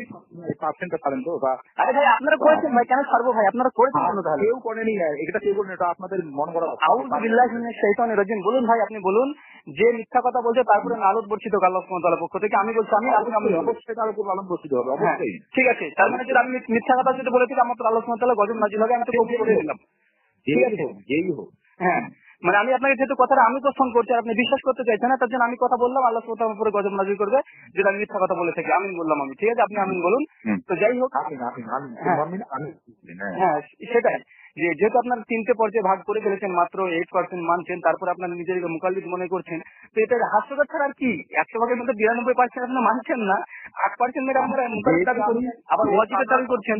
যেহেতু আপনার পার্সেন্টেজটাকে আমি আউট করে দিচ্ছি, সেটা তুমি আবার কেন বলছো? আমি আমাকে বলছি এই যে পার্সেন্টটা উপস্থাপন করছেন না সামনে, যে উপস্থাপন করছে এর মধ্যে কোনো চুল পরিমাণে মিথ্যা কথা বা কোনো সন্দেহজনক কোনো কথা আছে আপনাদের আকীদা মানে বিশ্বাস করেন যারা মুকাল্লিদ? আপনি যার উদ্ধৃতি বললেন যে উনি ওয়াজিব বলেছেন, ওয়াজিব বলার পর বললেন যে তিনি বলেছেন যদি কেউ না মানে তারা অবশ্যই পথভ্রষ্ট, যার কথা দিয়ে আপনি বললেন, তাই কি না? আমি ও কথা বলছি না ভাই, আমি পার্সেন্টেজের কথা বলছি। না না, আমার শোনেন, ওখান থেকে আপনি পার্সেন্টেজ, এবার কথা হলো যে উনি যে কথাটা বলেছেন আর কি, ঠিক আছে? এবার অবশ্যই আপনার দৃষ্টিকোণ থেকে আপনি বলছেন যে কথাটা অবশ্যই উনি ভুল বলেছেন, তাই কি না? বলুন আপনি। হ্যাঁ, এবারে আমি আপনাকে শুধু একটা উদ্ধৃতি দিই, ঠিক আছে? শুনে ওখানে নিজে ছিলেন তো? বলতে থাকেন। না, একটু ছাড়া দেন অন্তত, তাহলে বাচ্চা ছেলের মতো প্রশ্ন করে ছাড়া কি আছে? বাচ্চা ছেলের মতো প্রশ্ন করে লাভ আছে? হ্যাঁ, ওই তো আমি তো জানি যে এখন অনেক জ্ঞানী ব্যক্তি, তার কিন্তু আমরা তো চিনি না আপনি কত বড় জ্ঞানী ব্যক্তি, যার জন্য উত্তর দিতে সুবিধা হয় আর কি। বাচ্চা ছেলের মতো সরে ওঠাইনি। হ্যাঁ, এখন তো লাগবে যে সরে ওঠাইনি রাহিমাহুল্লাহ, তার উসুল মিন ইনদিল উসুল একটা গ্রন্থ আছে, সেই গ্রন্থে তিনি তাকলিদ অধ্যায় একটা আছে, সেটা আপনি পাবেন হলো আপনার 87 পৃষ্ঠায়। সেখানে তাকলিদের অধ্যায়ে তিনি সেখানে লোকাতান মানে করেছেন, ইসলাহান মানে করেছেন। তারপর তিনি নওয়াজিব তাকলিদটা কিমন পর্যায়ে হবে সেখানে তিনি বলেছেন যে আইনিয়া কুনা ইয়া কোনো তাকলিদ কি মাওদাইন, 2 প্রকার তাকলিদ হলো। আগুলটা হলো কোনটা? আইনিয়া কুনাল মুকাল্লিদ আমিয়ান লা ইয়াসতিউ মারিফাত হুকম বিনাফসিহি ফাসার জুহুদ তাকলিদ বিকাউলিহি তাআলা ফাসালু আহলা যিকরি ইন কুনতুম লা তাআলামুন। উনি তো ওয়াজিব বলেছেন, ইমাম সরে ওঠাইনি বলছেন যে ফাসার জুহুদ তাকলিদ, তাকলিদের সাক্ষী ওয়াজিব বলেছে। আমি এখানে তাকলিদ বলেছি, তাকলিদের সাক্ষী ভাই তাকলিদের সাক্ষীতে কথা বলছি, কারণ যেটা প্রচলিত এখন ভাইয়েরা যেটা বলছে, যেটা আপনাদের দাবি সেটা প্রমাণ করুন ভাই, আপনাদের যেটা দাবি সেটা প্রমাণ করুন। আপনি আমাকে শেষ করতে দেন, আমি যখন বলবো শেষ হয়ে আপনি কথা বলেন, শেষ করতে দেন। আপনি ছেড়ে দিলেন যে ওয়াজিব বলেছে, আপনি বলে ছেড়ে দিলেন, প্রশ্ন করলাম। হ্যাঁ, আমি তো ওটাই আমি তো শেষ করিনি, কি আশ্চর্য ব্যাপার। আচ্ছা বলুন। এখানে ওইটা বলার পর উনি তারপর ওয়ায়ু করলো যে আফদালু মাইয়া যাদু ইলমান ওয়া ওয়ারান ফাইন তাসাওয়া ইনদাহু ইসলামে খায়রা বাইনাহুমা। তারপরে তিনি তাকলিদের সাক্ষীকে এভাবে তিনি খরচ করেছেন। এখানে কাদের জন্য বললেন? যারা শরীয়ত থেকে মাসআলা ইস্তেমবাদ করতে পারে না, তাদের জন্য তাকলিদটা খরচ করেছেন, এবং তাকলিদ করতে বলেছেন তাদেরই যারা এলেন এবং তাদের সকল দিক থেকে শ্রেষ্ঠ স্থানের অধিকারী, তাদেরই তিনি অনুসরণ করতে বলেছেন। এখান থেকে কি আপনার মনে হয় না যে তাকলিদের সাক্ষীটা এখানে ওয়াজিব হয়ে গেল? সাক্ষী কোথায় প্রমাণিত হলো? হলো না, কোথায় হলো? আচ্ছা, তাহলে আপনাকে আমি আর মানে বুঝাতে অক্ষম আর কি। না, বোঝাতে অক্ষম না, কারণ আপনি নিজে বুঝেন না, আমাকে কি বুঝাবেন? সেটাই তো বললাম, আপনি নিজে বোঝেননি ভাই, আপনি আমাকে কি বুঝাবেন ভাই? আপনাদের পক্ষে দলিল উপস্থাপন করুন পবিত্র কোরআন থেকে, হাদিস থেকে, তারপর আপনি বাগেরা আরো প্রমাণ করবেন। আপনাকে আমি বলি যে আপনি উসাইমিনের কথা নকল করলেন, এখানে উসাইমিন কোথায় বললো ভাই? আল্লাহ পবিত্র কোরআনে যেটা বলছে সমস্ত মানুষ মানে। আমার কথা শুনে ফেলেন, তিনি কোরআনের আয়াত ছেড়েছেন। হ্যাঁ, আমি সেটা কোরআনের আয়াতের কথা বলছি ভাই, কোরআনের আয়াতের কথা বলছি। না হলে 43 নম্বর আর যে আহলে জিকিরকে জিজ্ঞাসা করতে ভাই জিজ্ঞাসা করা তাকলিদ, জিজ্ঞাসা করা কি তাকলিদ? আপনি কি জন্য জিজ্ঞাসা করবেন? জিজ্ঞাসা করা তাকলিদ কি, তাই বলুন আগে, হ্যাঁ কি না? এখানে জিজ্ঞাসা করাটা কি শুধু জিজ্ঞাসা করা সব কোনো ব্যাপার নাকি? ভাই আমি সেটাই বলছি আপনাকে, আল্লাহ সুবহানাহু ওয়া তাআলা বলছে ওখানে পরিষ্কার ভাবে বিল বাইয়িনাতিন ওয়াজ জবুর, যখন জিজ্ঞাসা করবে তখন বলছে বিল বাইয়িনাতিন ওয়াজ জবুর, তখন স্পষ্ট প্রমাণ সহ জিজ্ঞাসা করো। আল্লাহ এদের থেকে মানুষকে হেফাজত করুন। বিল বাইয়িনাতি ওয়াজ জবুর, ওটা কি ওই আলু আহলা যিকরি ইন কুনতুম লা তা'লামুন এর সঙ্গে সম্পৃক্ত। আচ্ছা, পরের আয়াত আছে কি নাই? 44 নম্বর আয়াত কি বলছে? আমার দ্বারা আমাকে কথাটা আমাকে দেন আপনি। বিল রাই তাফসীর করছেন, আমাকে বিল বাইয়িনাতি ওয়াল যুবুর এই কথাটা কি আলু আহলা যিকরি ইন কুনতুম লা তা'লামুন এর সঙ্গে সম্পৃক্ত? কিসের সঙ্গে সম্পৃক্ত? আমাকে বলেন আগে, আপনি আমাকে এটা বলেন আগে। না না, আপনাকে আমি আরো এক দিচ্ছি ভাই, এখান থেকে আরো দিচ্ছি আপনাকে। এই আজকে পবিত্র কোন সূরা নাহাল কথা শুনুন ভাই, প্রশ্ন করেছেন ছেড়ে দিন, প্রশ্ন করেছেন ছেড়ে দেন, আপনাকে বুঝানোর কাছে আপনি প্রশ্ন করেছেন ছেড়ে দেন। কোরআনের আপনি শুনেন, আপনি কোরআনের আপনি ব্যাখ্যা করছেন। ওই আয়াতটি ভাই আমি কেন ব্যাখ্যা করবো? আল্লাহ সুবহানাহু ওয়া তাআলা পরিষ্কার ভাবে পরে আয়াতে ব্যাখ্যা, বিল বাইয়িনাতিন যুবুর, এটা পবিত্র কোন আয়াত না, আস্তাগফিরুল্লাহ। এটা আউযু বিল্লাহি মিনাশ শাইতানির রাজিম। আপনি পবিত্র কোরআনের আয়াত ইনকার করছেন ভাই, ইনকার করছেন, আপনি ইনকার করছেন ভাই। পবিত্র কোরআনের আয়াতকে চুপ করে প্রথম আয়াতটা টেনে নিলেন। না না, আপনাকে বলি আপনি যেটা এখন বলেন, আমি আমি কখন অস্বীকার করছি আপনাদের এটা কোরআনের আয়াত নয়? আমি সেটাই বলছি, তা আপনি কেন ওই আয়াতের সাথে দায়ী হচ্ছেন? আগে পরে রাত দেখবেন না, আগে পরে কি আয়াত বলছি, আপনি বললেন নামাজের ধারে কাছে যেও না বলে কি ভাই আপনি বসে থাকবেন? নামাজের ধারে কাছে যেও না বলে বসে থাকবেন আপনি কি? হ্যাঁ, আপনাকে আমি বলছি, আমি কখন অস্বীকার করেছি? তো আপনি কেন আপনি মানে আউযুবিল্লাহ পড়ছেন, আপনি আস্তাগফিরুল্লাহ পড়ছেন না, পরের আয়াত শোনা পরের আয়াতটা আছে। আপনি বিল বাইয়িনাতি ওয়াল যুবুর এইটাকে আপনি আলু আহলা যিকরি ইন কুনতুম লা তা'লামুন এর সঙ্গে সম্পৃক্ত করে দিচ্ছেন। ভাই আল্লাহ করেছে, আমি করবো কেন ভাই? মহসিদ পরের আয়াত আল্লাহ সুবহানাহু ওয়া তাআলা দিয়েছেন। আবার আস্তাগফিরুল্লাহ, সুন্নাহ ফাতানি লাযিনা ইয়াতুনাল কিতাবি মিন ক্বাবলিক, আল্লাহ সুবহানাহু ওয়া তাআলা মুহাম্মদ সাল্লাল্লাহু আলাইহি ওয়াসাল্লামকে বলছে সূরা ইউনূস আয়াত নম্বর 94, তুমি যদি না জানো তাহলে ওইসব ইহুদি খ্রিস্টানদের জিজ্ঞাসা, আহলে জিকিরকে জিজ্ঞাসা করো ভাই। তো জিজ্ঞাসা করার নাম তাকলিদ? আল্লাহ রাসূল কি ইহুদি খ্রিস্টান তাকলিদ করেছে? ও আহলে যিকির বলতে এখানে ইহুদি খ্রিস্টান না? আহলে জিকির কাদেরকে বলা হয়? আচ্ছা, আর পবিত্র কোরআনের এই আয়াতে যে কোনো তাফসীর পড়েন, তাফসীর ইবনে কাসির, তাফসীর বাইজাবি, তাফসীর কাসকা, দুরের মানসুর, তাফসীর কাসেমি, যা ইচ্ছা তাই পড়েন। এই আয়াতের ব্যাখ্যা কি করেছে? ফাসালিল লাযিনা ইয়াকরাউনাল কিতাবি মিন ক্বাবলিক, সূরা ইউনূস আয়াত নম্বর 94 এর ব্যাখ্যাতে কে করেছে, কি করেছে? যে আহলে জিকির, এখানে এই আয়াত ইউনূসের 94 নম্বর আয়াত কাকে বুঝিয়েছে? আর আল্লাহ বলছে মুহাম্মদ সাল্লাল্লাহু আলাইহি ওয়াসাল্লামকে ডাইরেক্ট, তুমি যদি না জানো তাহলে আহলে জিকিরকে জিজ্ঞাসা করো। আল্লাহ রাসূল তার মানে তাকলিদ করেছে আপনার কথা অনুযায়ী। আল্লাহ সুবহানাহু ওয়া তাআলা আল্লাহ রাসূল কি বলেছে শুনে নেন। আল্লাহ মুহাম্মদ সাল্লাল্লাহু আলাইহি উদ্দেশ্যে বললেন, এখন দেখছি এখানে আলু ব্যবহার করে দিলেন, তাই কি না? আমি আপনাকে বলি, আপনাকে ব্যাখ্যা দিচ্ছি ভাই, পবিত্র কোরআন ব্যাখ্যা, পবিত্র কোরআন দিয়ে সূরা ফুরকান 34 নম্বর আয়াত বলে দিয়েছেন।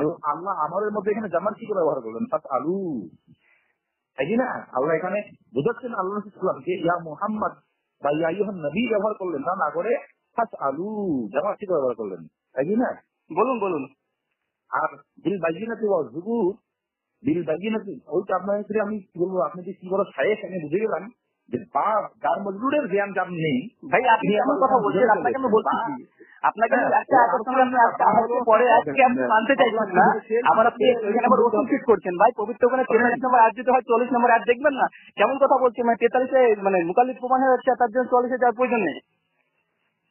কি বলবো, তাফসীর বিল রাই, আল্লাহ রাসূল বলছেন, সুনান আবু দাউদ, আল্লাহ রাসূল সুস্পষ্ট সহিহ হাদিস দ্বারা প্রমাণিত, সুনান আবু দাউদ হাদিস নম্বর 336 বলছে, ইন্নাহু কানা শিফা ওয়া আসওয়াল, ওয়াক্তার প্রতিশোধ হলো জিজ্ঞাসা করা, বুঝিয়ে নেওয়া।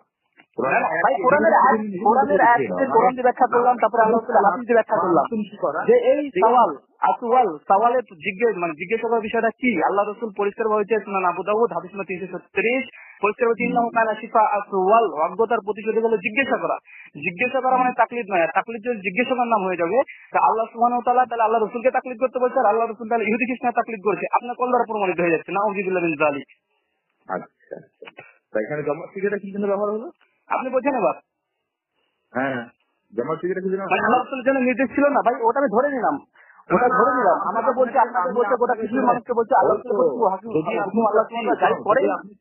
যদি আপনি তাফসীরটা পড়তেন, আমার তো মনে হয় আপনি পড়েননি, কারণ আপনার কোনো আপনার মতো কোনো শাইখের কাছ থেকে শুনেছেন বলছেন, যদি আপনি এটা পড়তেন তাহলে অবশ্যই এই কথাগুলো আপনি বলতেন না।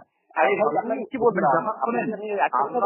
সাল্লাল্লাহু আলাইহি ওয়াসাল্লামের কি এমন যারা বাকি থাকবে যে তিনি ধরে নিলাম, আহলে জিকির ধরে নিলাম, জামাত থেকে ব্যবহার করেছে, আহলে জিকির ধরে নিলাম, আবার এইখান থেকে আপনার মশলা প্রমাণ করুন। আপনি জামাত থেকে ব্যবহার করতে আপনারা তো তাকলিদের সাক্ষী প্রমাণ করছেন, একজন ইমামের তাকলিদ করতে হবে, একসঙ্গে দুজনে করা যাবে না। তাহলে আপনার আবার ঘরে দলিল পড়লো, মানে করলে তার 4 ইমামের একসঙ্গে তাকলিদ করতে হবে, তাকে প্রমাণ করুন। আপনারা দলিল ফেলতে পারেন, দলিল তুলতে পারেন, সবাই করতে ভাই পারেন। জামাত আপনি দিলেন ভাই, আমি তো এখানে যাইনি ব্যাকরণগত দিক, আপনি ব্যাকরণ থেকে ব্যাকরণ দিক থেকে প্রমাণ করেন আপনার তাকলিদের সাক্ষী। তাকলিদের মুতলাক প্রমাণ হলো 4 জন ইমামের একসঙ্গে তাকলিদ করতে হবে, যেটা আপনারা হারাম বলেছেন। তাকলিদের সাক্ষী প্রমাণ পেলেন কোথায়? তাকলিদের সাক্ষীকে হারাম বলেছে কে বলেছে? তাকলিদের মুতলাককে হারাম বলেছেন। হ্যাঁ, তাকলিদে মুতলাক। না অবশ্যই তাকলিদে মুতলাককে আমরা তো হারাম এই আয়াত করেছি। থেকে তো তাকলিদে মুতলাক প্রমাণ হয় জিকির। শুনেন, ক্ষেত্র বিশেষ আরে ভাই ক্ষেত্র বিশেষ নিজে নিজে আপনারা যদি ওষুধ তৈরি জানেন করেন, না, আপনি ভাই নিজে নিজে ওষুধ কি ঘন্টা ঘন্টা ওষুধ তৈরি করেন আপনারা কি? কে বললো ঘন্টা ঘন্টা শুরু করে? তাই তো মনে হচ্ছে আপনাদের জানেন না, ভাই। আপনাকে তো মনে করছেন যে দেখুন আপনি সত্যিকার সাহেব, তো আপনি সাহেব নামে যে কি জালিয়াত হয়ে যাচ্ছেন আর কি, মানে জালিয়াত যে কি হচ্ছে কোনো সমস্যা না ভাই, আপনি জানছেন আমিও জানছি, হ্যাঁ জালিয়াতি কি করছেন আপনি ব্যাখ্যাগত দিক থেকে আপনার দলিল প্রমাণ করতে পারলেন না যে তাকলিদের শাস্তি ওয়াজিব, খুব বেশি তাকলিদের মুতলাক এখানে ওয়াজিব হতে পারে, ঠিক আছে, এটা শাস্তি প্রমাণিত করতে পারবেন আপনার এখানে কোনো 5 পয়সা মানে কোনো দলিল নেই। তারা কোরআনের আয়াতকে নিজের শাস্তি সিদ্ধ করার জন্য কোরআনের আয়াতের ব্যাখ্যাকে ভুলভাল করতে পারে। আউযু বিল্লাহি মিনাশ শাইতানির রাজিম। আর যারা পবিত্র কোরআনের নিজেদের দলিলের জন্য পরে আজকে অস্বীকার করতে পারে তারা তো মুসলিমই থাকবে না ভাই। আল্লাহ কথা বলছেন, আল্লাহ সূরা বাকারা 25 নম্বর আয়াতে আতুমিনুনা বিবাদিল কিতাবি তাকতুনা বিবাদ, ঠিক আছে। ওগুলো বলার কি দরকার আছে এখানে? এখানে তো আমি আপনাকে ভাই পবিত্র কোরআনের আয়াত বলছে, আপনি ভয় পাচ্ছেন কেন ভাই? পবিত্র কোরআনের আয়াত বলছে, ভয় পাচ্ছি আমি কেন? আপনি যেখানে স্পষ্ট বুঝতে পারলাম যে আপনি কোরআনের অপব্যাখ্যা করলেন, কোরআনের আউযু বিল্লাহি মিনাশ শাইতানির রাজিম, ডাইরেক্ট কোরআনের অনুবাদ করেছি। আপনি ব্যাকরণগত দিক দেখেন, আপনাকে ব্যাকরণ দিকে আপনি যে যুক্তি উপস্থাপন করেছেন সেখান থেকে খণ্ডন করেছি। এখন মানে আপনার যে দলিল নেই, এখন আপনি আমাকে আবার হইতুচ্ছ করতে চাইছেন, কিন্তু এটা কোনো ভাবেই মানে করতে পারবেন না। শোনেন, আপনি আলু আহলা যিকির ইন কুনতুম তাআলামুন বিল বাইয়িনাতি ওয়াজ যুবুর, এই আয়াতটা ওই আয়াতের সঙ্গে সম্পৃক্ত, ওই আমলের সঙ্গে সম্পৃক্ত।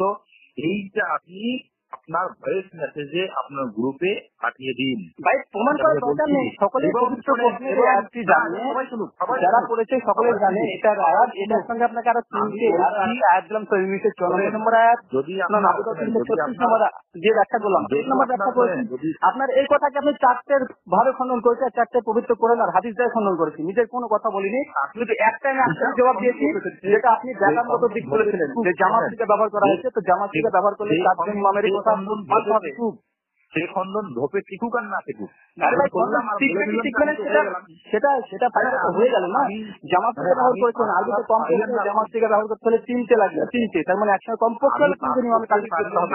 পরীক্ষা দিলাম, পরীক্ষা দিয়ে এসে বললাম যে আমি পাস করে গেছি। আমি বলার ভাই এটা প্রমাণিত না, এটা প্রমাণিত। এ আজ দিয়ে যদি তাকলিদ যদি প্রমাণিত হয়ে যেত, তো সাহাবীরা এই দলিল ব্যবহার করে একজন সাহাবী তাকলিদ করতো, হ্যাঁ তাকলিদ করেননি সাহাবীরা। কে তাকলিদ করেছে দেখাতে পারবেন কোন সাহাবী? আউযু বিল্লাহি মিনাশ শাইতানির রাজিম, সাহাবীদের পুরো অপবাদ, তাকলিদ করেছে, নাউযুবিল্লাহ।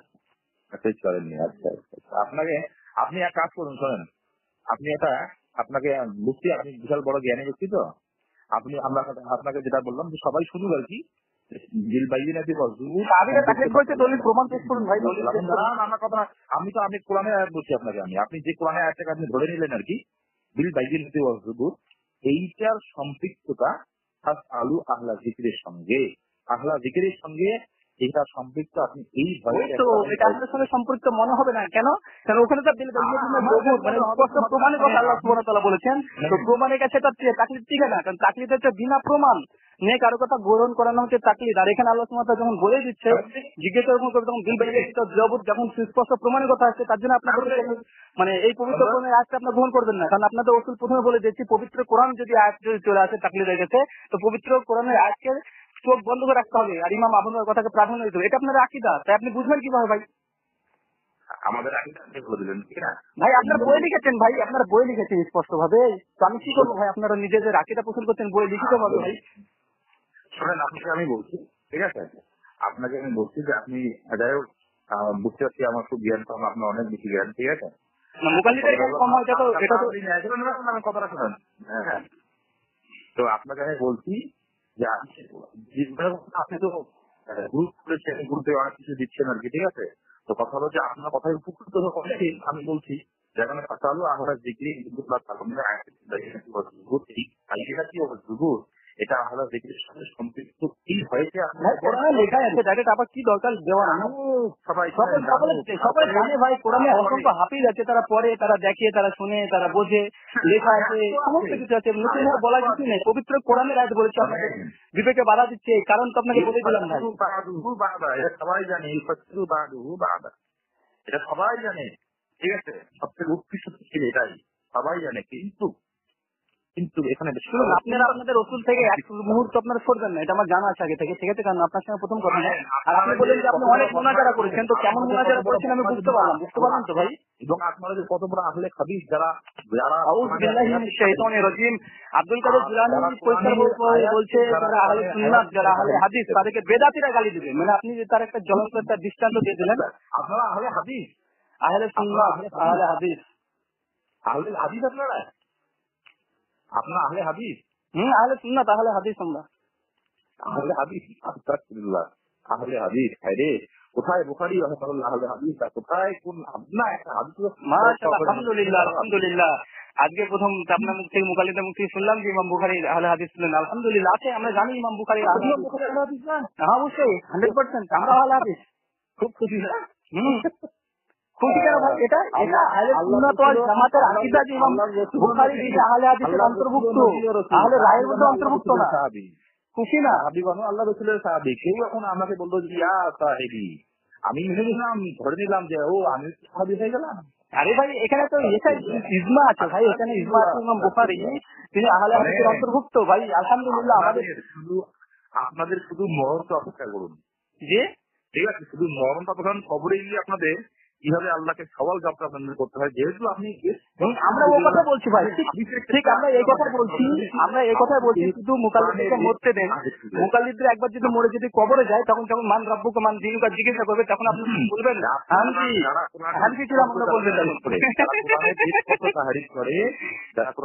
আর যারা কোরআনকে বলছে যে মাজারে ছিলাম, যদি কোরআনের আয়াত চলে আসে সেটাকে রদ করতে হবে, সেটা মানতে হবে না, এবং আবহাওয়ার কথাকে প্রাধান্য দিতে হবে, তারপরে মুসলিম হওয়ার দাবি ভাই। ঠিক আছে, এবং হাদিসের কাছ থেকে আল্লাহ দেখেন গালি ভাই, গালি কেন দিলেন ভাই? আব্দুল কাদের জিলানী রাহিমাহুল্লাহ, শাইখুল ইসলাম, তিনি বলেছেন যে সব বেদাতীরা আহলে হাদিসকে গালি দেবে। তার চলন্ত একটা দৃষ্টান্ত যে আপনি মাওলানা সাহেব বলছেন, মাওলানা সাহেব বলছেন দীর্ঘদিন ধরে মুনাজারা করেন, অনেকদিন হারিয়ে দিয়েছেন, আপনারা আহলে হাদিসকে গালি দিচ্ছেন, আর আপনি বিদআতি প্রমাণিত হয়ে গেলেন। আব্দুল কাদের জিলানী বড় পূর্ণ আখ্যায়িত শাইখুল ইসলাম, তার ফতোয়া আপনারা যে কত বড় আহলে হাদিস, ঠিক আছে? গালি দেন, গালিতেই বোঝা গেল। কোরআনের আয়াত ভাই, আপনার কোরআনের আয়াত অস্বীকার করছেন, যদি পবিত্র কোরআনের আয়াত আছে সেটাকে আপনারা ইনকার করছেন। নাউযুবিল্লাহি মিন যালিকা, আস্তাগফিরুল্লাহ, আল্লাহ এখান থেকে হেফাজত করুন আমাদের। চ্যালেঞ্জ করছি যে বিল বাইয়িনাতি ওয়া যুবুর, এটা আহলে জিকিরের সঙ্গে সম্পৃক্ত। ভাই আপনি কোরআনের আয়াত বুঝতে পারবেন না, আপনি মুকাল্লিদ এটা কেন বুঝছেন না ভাই? আপনি মুকাল্লিদ কোরআনের আয়াত বুঝতে পারবেন না, আর মুকাল্লিদ যদি কোরআন হাদিস বোঝার যোগ্যতা থাকে তাহলে মুকাল্লিদ থাকবে না। আহলে হাদিসরা কোনটা তাফসীর কোনটা তাহদিসটা কি করে পার্থক্য করতে পারবে? আপনারা মুকাল্লিদ, আপনি কোরআন হাদিস বুঝবেন না। আউযুবিল্লাহ, আপনি তওবা করুন, কোরআনের আয়াতকে ব্যাখ্যা করতে যায়েন না ভাই, কাবিরা গুনার অন্তর্ভুক্ত হয়ে যাবেন। মিশকাতের প্রথম হাদিস পড়ে নেবেন। আহলে জিকিরের সঙ্গে বিল বাইয়িনাতি ওয়া যুবুর, এটা যদি কেউ প্রমাণ করতে পারেন, তাহলে আপনি আহলে হাদিসদের অনুসারী হয়ে যাবেন। ভাই জাহাল আপনি মুকাল্লিদের জাহাল হয় আপনাদের মতো। মুকাল্লিদের আপনি প্রথমে বলেছেন যে প্রথমে আপনি তাকলিদের সংজ্ঞাতে বলে দিয়েছেন মুকাল্লিদরা জাহেল হয়, মূর্খ হয়, জানে না, তো আপনি কোরআন হাদিস কেন দলিল দিতে যাচ্ছেন ভাই? ঠিক আছে, আপনি যে কি তফসির গ্রন্থ পড়েছেন, যার মসজিদের জ্ঞান নাই, তফসির একটা তফসির গ্রন্থ আপনি পড়েননি, শুধু আপনাদের আপনি মুকাল্লিদ পড়া দাবি করছেন। আলহামদুলিল্লাহ, আল্লাহ আপনাকে হেফাজত করুক ভাই। আপনি পবিত্র কোরআন হাদিস জানার পরেও ভাই আপনি জানেন মুস্তাহিদের জন্য তাকলিদ করা জায়েজ নয়, হারাম বলেছেন আপনারা। মুস্তাহিদ যারা কোরআন হাদিস বোঝে, যারা কোরআন হাদিস তাফসীর বোঝে, তাদের জন্য তাকলিদ করা হারাম। রদ্দুল মুস্তাহিদ প্রথম খণ্ডের 51 পৃষ্ঠায় লেখা আছে পরিষ্কারভাবে আপনাদের ফিকহি গ্রন্থ, যে মুস্তাহিদ কোরআন হাদিস বোঝার যোগ্যতা রাখে তাদের জন্য তাকলিদ করা হারাম। আপনি কোরআন হাদিস জানার পরে আপনি তাকলিদ করছেন, মানে আপনি হারামের মধ্যে পতিত হয়ে গেলেন। হ্যাঁ, কোরআনে কিভাবে কোরআনের তাফসীরকে তাহরিফ করতেছি, এই দেখেন ভাষা দেখুন, এবার ভাষা দেখুন, কোন ব্যক্তি এরকম ভাষা করতো?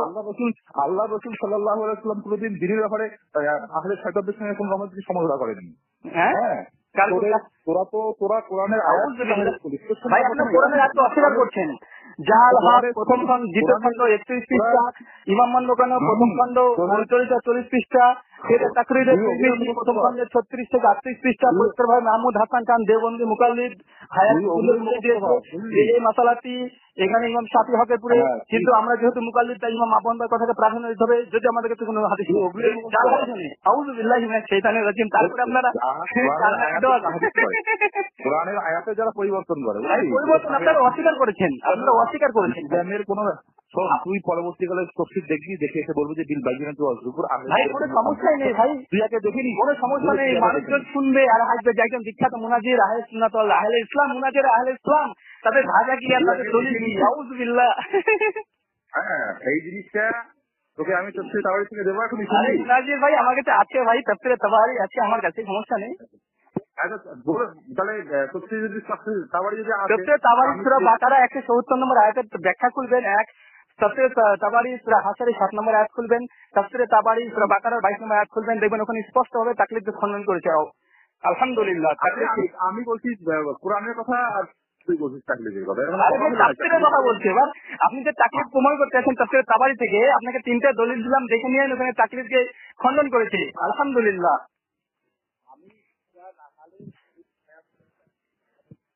ঠিক আছে, আহলে মুনাজির ইসলাম দেবন্দীদেরকে মানে কবরে আপনি যেমন বললেন যে কবরে ঢুকলে বুঝতে পারবেন, তো আমি বলছি যে আপনারা কবরে ঢুকলে মান রব্বুকা মান দিনুকা বলবেন, আর কি বলবেন? আপনার কোরআনের আয়াতকে অস্বীকার করেছেন, 3টে রেফারেন্স দিয়েছি, অস্বীকার করার কোনো গত্যান্তর নেই। আউযু বিল্লাহি মিনাশ শাইতানির রাজিম। জাহিল সম্পর্কে আল্লাহ তাআলা পবিত্র কোরআন সূরা ফুরকান আয়াত নম্বর 63 তে বলছে তাদেরকে সালাম দাও, আসসালামু আলাইকুম ওয়া রাহমাতুল্লাহি ওয়া বারাকাতুহু।